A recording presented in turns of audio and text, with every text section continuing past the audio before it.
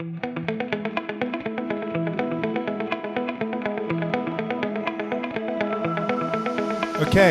so it's the final thrilling interactive installment of the intersection of Web3, socials, AI, blockchain, ZK, all of it together. So I've been told we can go off-piste. We can go off-piste with the panel. Off-piste, but not over the edge. Don't push it too far. Audience participation required, so everybody... I was going to say get warmed up, but that's probably not necessary. We're going to go into now really the question of, look, we've sailed past AI's being able to pass the Turing test, and kind of like society stayed the same. And we didn't really blink in a sense. It was meant to be this momentous, Rubicon, but it kind of just happened. I think arguably we're going to sail past by some measure, AGI. And if we're at that point, there possibly could be some impact on what we think of as Web3 social. And actually, it sounds a little trivial in that context, but the point of this discussion now is to talk about the possibilities that brings and the perils it might bring. And I guess we're going to start with a couple of things. We're going to start with a little intro from everybody on the panel. By the way, I was up here earlier, but my name is Richard, and I'm with Fabric. But we'll do a little intro, but maybe then a little definition of what Web3 social is, and then we'll kind of I'll throw out a couple of crazy ideas for what we might discuss, and we'll take it from there. Okay, Josh. All right, I'll start. So I'm Joshua. Actually, most people know me as the founder of RS3. We are a proud Fabric portfolio company, and we recently is launching a new merger product called Open. Basically, we merged a lot of different modules and different projects of different scopes into one. And so we mostly work on open information, open compute, and some of them open frameworks related to social and AI. And basically, these are the two topics that we focus mostly on. So yeah, that's about it. And definition of Web3 social. What is this beast that we keep talking about? I think, interestingly, it goes beyond Web3 social itself, but it's more like how do people define Web3? I think the majority of people, they define Web3 in two different ways. It's a new type of currency, or like it utilizes some kind of decentralized currency, or the tech stack itself is decentralized, right? So if you look at the Web3 products, some of the top ones, Lanes and Farcaster are most likely the ones that are built with the decentralized tech stack.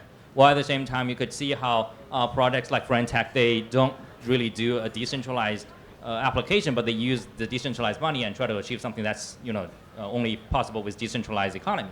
So I think both of them make sense for the definition of Web3 social. Yeah. Thank you. Hello everyone, I'm Mitra, co-founder and CTO of Spheron, and we are building a decentralized GPU supercomputer network where you can contribute your GPU resources, and as well as you can lease it from other people. We launched our community node recently, and it's been pretty good experience with that. There are like 10,000 of nodes running in the network, and more than 1,000 plus GPUs contributed to the network so that other people can use it. So yeah, that's basically what we are doing at Spheron, mostly on the GPU segment and trying to explore more AI and I guess more AI and social things. Thank you. Rich, I lead ecosystem at Livepeer. For those of you who don't know Livepeer, who went around back in 2017, we are a video streaming protocol that bootstrapped a network of GPUs before anyone really knew what a GPU was. We've been doing video transcoding for a long, long time, supported a lot of Web3 social applications and protocols along the way with streaming infra. And then earlier this year, we thought, hey, we've got a network of GPUs. What else does GPUs do? They do some AI stuff. So we've got involved with AI inference and now really focused on real-time video AI, which is how do you apply AI inference to real-time video. So that's anything like manipulating video real-time, getting an analysis, and loads of use cases across real estate, across healthcare, across sports, you name it. What is Web3 social to me? I think it's what we want it to be, and I would challenge everyone in this room. I've spoken to some cool people who are building some interesting stuff. But I would say to anything that is trying to compete with Web 2 on Web 2 primitives is probably not going to work, because centralized systems usually build the systems that were built before were extractive, and centralized systems are better at building them. So really interested in Web3 social projects like Interface, Zora, building new ways, and obviously DAOs, data DAOs, new ways of interacting. Great. So we'll start there with that point that the incumbents have incredible network effects to their advantage. And so what I'd like to unpack a little bit, and none of you are prepared for this question, I think, necessarily, is the kind of biggest, most successful open source models have been built by Meta currently. Actually, I don't know the number as to what, or maybe it's not even known, what proportion of the data that is within the social networks that they own is being used as part of that training. I'm sure we don't want to know. And obviously it'd be an interesting thing to kind of measure as well, like, is it being used, not used, by which model, et cetera. But so to start with, they have big network effects. There's a certain type of data that those social networks contain.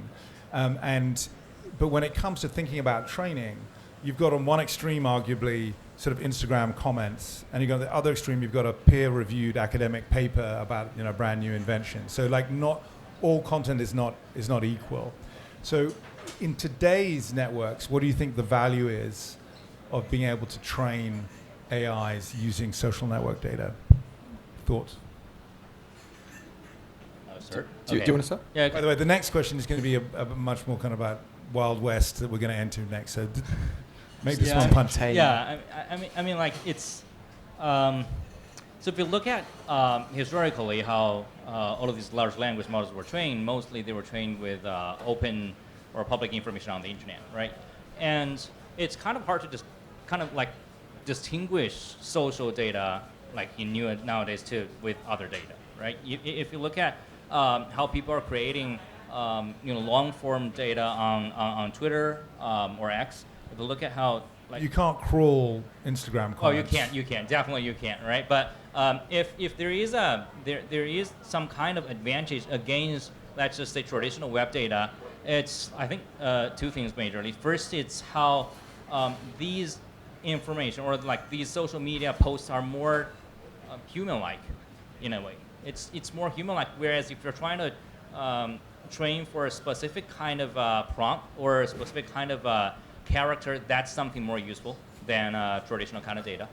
And secondly, it could be more real-time. A lot of things happening on social media.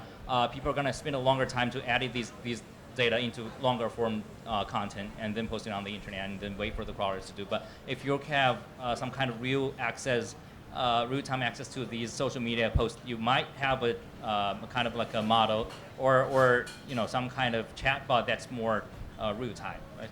So the real-time data could, rather than be sort of training data, it could be contextual data. Yeah, I think or even prompt data. Yeah, I think if you look at how XAI or Grok does differently than let's say ChatGPT, it has this kind of niche advantage on real-time data on Twitter. So I think that might be one of the advantages too.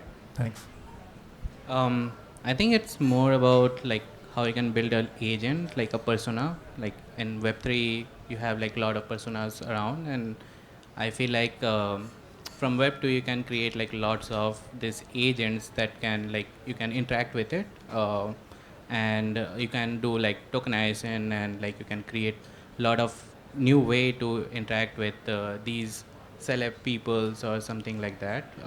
Since it's kind of like open for other people, though we are not taking their permissions, we are getting it directly from the social media and kind of creating a general form chatbots, and I'm seeing it kind of popping it up again and again in various forms. People are just launching these agents tokens, and like they are kind of like building this meme kind of economy where you can just kind of create this agent which will do it for you, or like they can sell tokens and stuff like that. And it's more of like real time now, because they're getting data from Twitter directly, crawling it from there, and then like making it a kind of like real time value for other people to like check it out and maybe invest some kind of stuff there. So kind of culture is eating itself, fueled by these crazy meme coins. That's probably it. I'm waiting for the juicy question. That comes next. That comes next. I think the one thing when we're thinking about socials, and it's been touched upon, is obviously when I'm interacting on via any social platform, obviously this is a great use case for personal recommendations. How that then abstracts to more general models is not necessarily as interesting. But what I would say is a lot of these data sets and why why Web2 social has been successful is because no one really knew that it was happening behind the scenes. Everyone is far less privacy concerned than we like to think they are, at least outside certain circles. It's only in the last couple of years where privacy has become more of an issue. So when thinking about what we're sharing and what's online, I think as soon as we introduce other incentives like data DAOs, or just bringing it in more into a more being more aware of the incentives, it will also change behavior. So these data sets might not be as useful as they have been in the past. Interesting. So I think my view of kind of Web3 socials is that it's a little bit of a tautology. That is to say that the social nature of applications in the third wave of the web is kind of intrinsic to it. That, you know, it's all about your identity and your ability to send and receive capital, and actually to aggregate your social capital in a way that can be represented on chain. But I guess we're entering this phase now where, and it was mentioned just now, where people are creating personifications in this Web3 social arena, where it's hard to tell whether or not that's truly an AI person, or whether it's a person pretending to be an AI person, or somewhere between the two, or whether it's actually a person. And those are going to sort of rapidly evolve. And as we said, we've kind of gone way past the kind of Turing test. So I think any individual is not going to be able to tell. And so, what are the consequences of that going to be? Because it's hard enough to kind of corral the behavior of individuals. And if you're Elon Musk, you believe we probably shouldn't corral them. We should have open and free speech, like we increasingly have on X. But what is the behavior of those AI persons in social media going to be? Are they going to self-censor? Are they going to lead us astray? They're going to spread disinformation? Are we going to even know? Because we won't be able to tell, because it all happens in an open way. So, Joshua.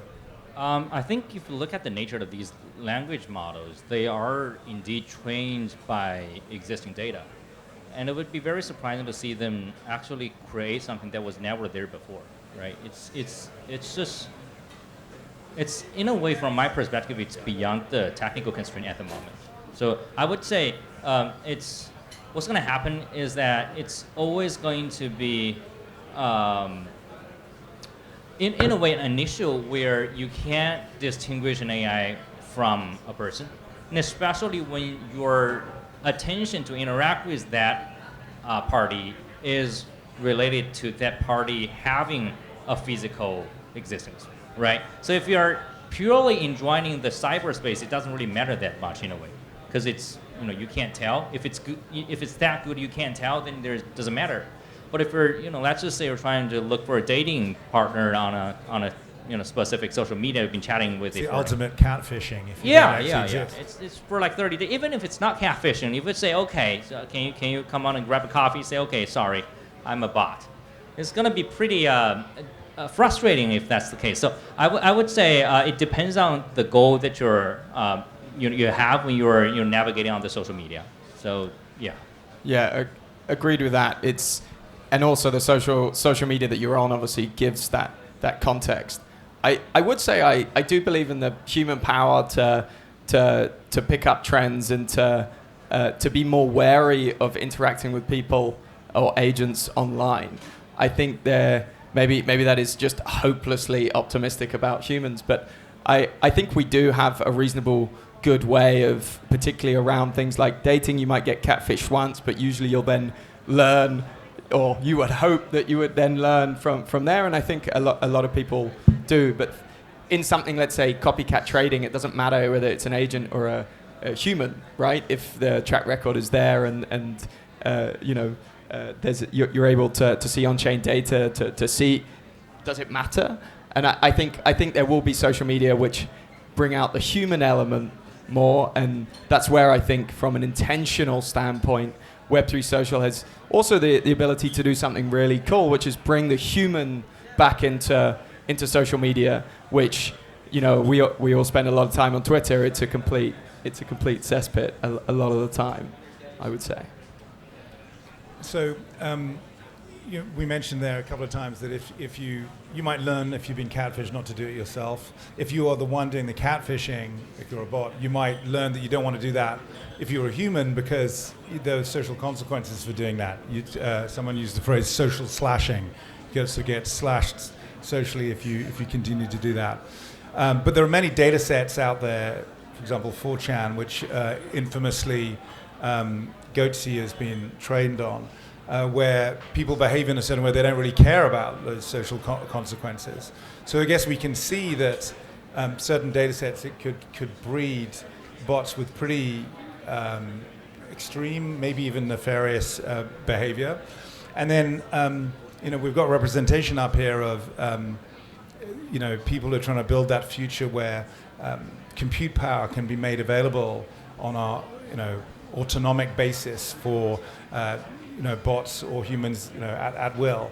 So therefore what I'm saying is that these new AI embodiments can be resourced and possibly even build the capital they need to resource themselves, and they can choose how they further train themselves.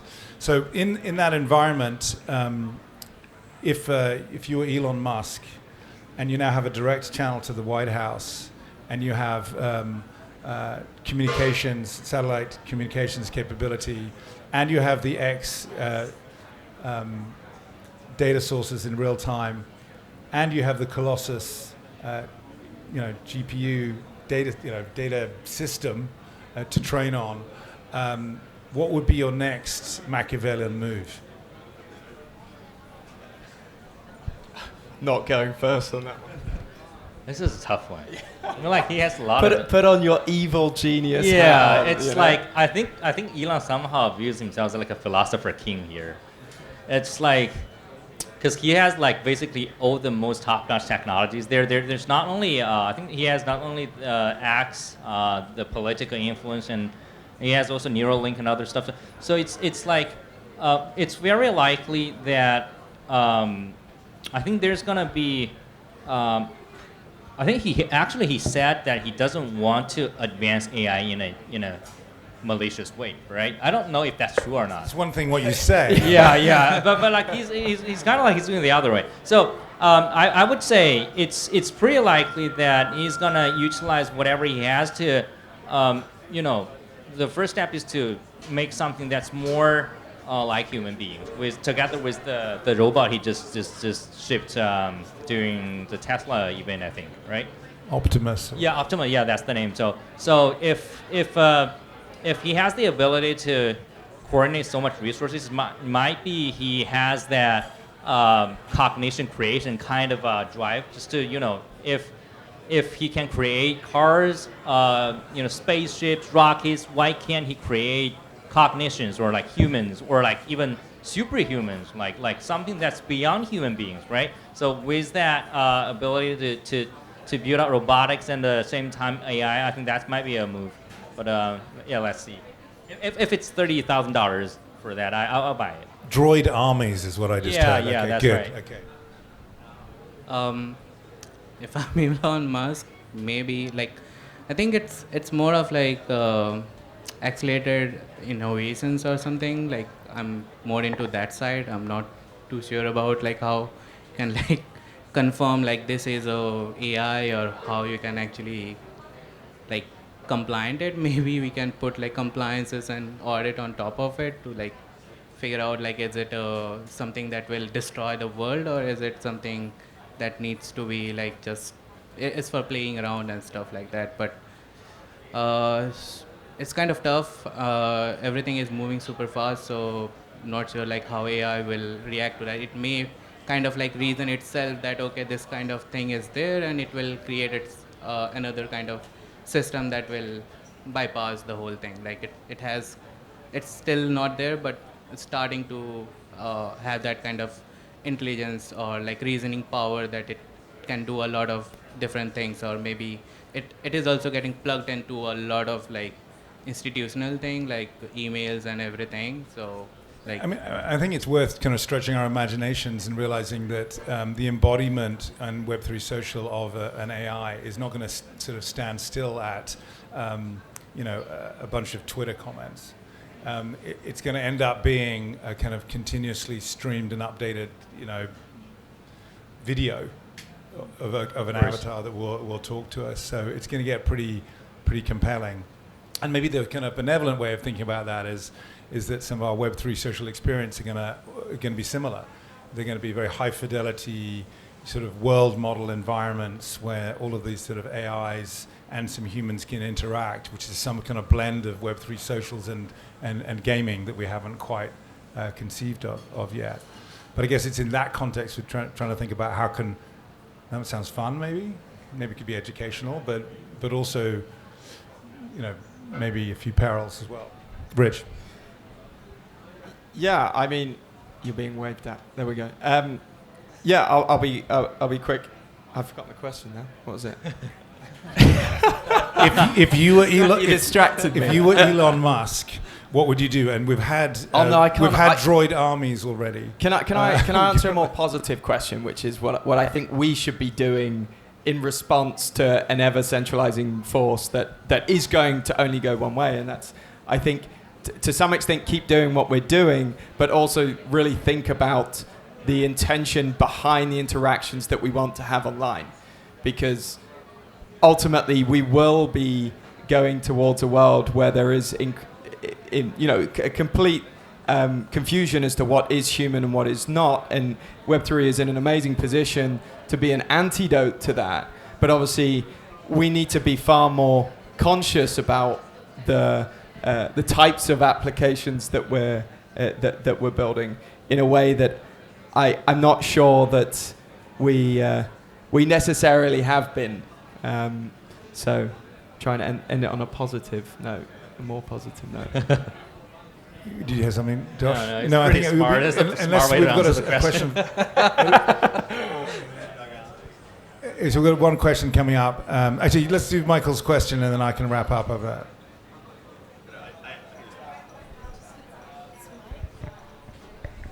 So I'm glad you guys started with like what is Web3, and you all kind of like whatever you want it to be, because in fact there's a thesis that the web itself is just going to disappear. Like if we have a world of AI agents out there operating independently on our behalf, why on earth does it need a classic web interface? It's not going to read a website or scroll down a Facebook page or whatever. It's going to go out there, extract the information, and act on our behalf.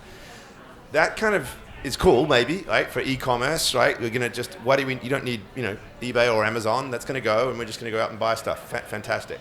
But if that structure is also the means by which we create these social connections, I worry that we're really even further abstracting away this human element, right? So is there a world in which, yes, the web goes away, but there's a sort of a very transactional, functional aspect of that just is now all run by agents, but we carve out this nice, happy sort of utopia of human beings in a different part of the web and keep that sort of human interface? I mean, it's a little bit, it's what you were saying there, Rich, it's like doing what we're doing may well be to build that while the agents have their fun, making money, if that makes any sense. Just thoughts on that, I suppose. Do you want to go a little bit? Well, do we have time?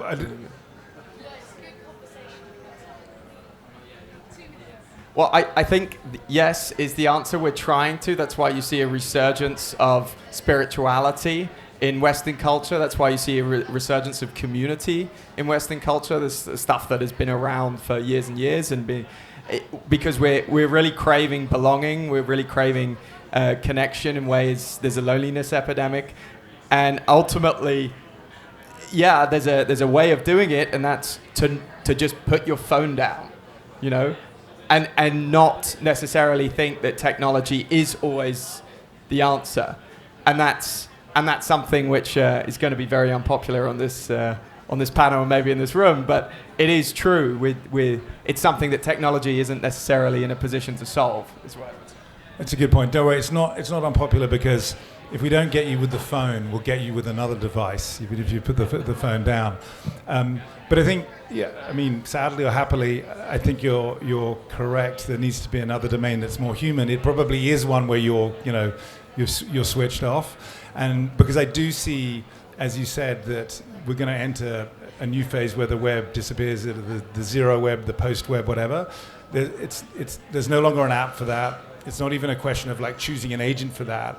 There are new services that will choose us as participants through multiple, touch points, and that will, behind that will be these kind of relentlessly optimized marketplaces for everything that we might need on an ongoing basis, from a kind of a momentary distraction like a game through to, we had an earlier discussion about building a house. All of this is going to happen, and I think we do need to be part of kind of intentional on how we carve a path to something that won't be perfect, but has some balance to it, because it's going to touch those parts of our life. And to link it back to the question about Elon, it's also going to be the way in which we're going to participate in democracy. And so it might be that these bots are now passing the Turing test, but someone might decide that the humans need to pass the Turing test before they're allowed to vote, for example. Easy there. and so, but some such tests might well be applied. That might be the way in which democracy evolves. And of course, we could have direct democracy if we're all kind of plugged in constantly at a very kind of fine-grained manner. So that will probably alter the nature of society itself at that point. I think that's a wrap. Thank you very much for the participation. Thanks on the panel. Thanks.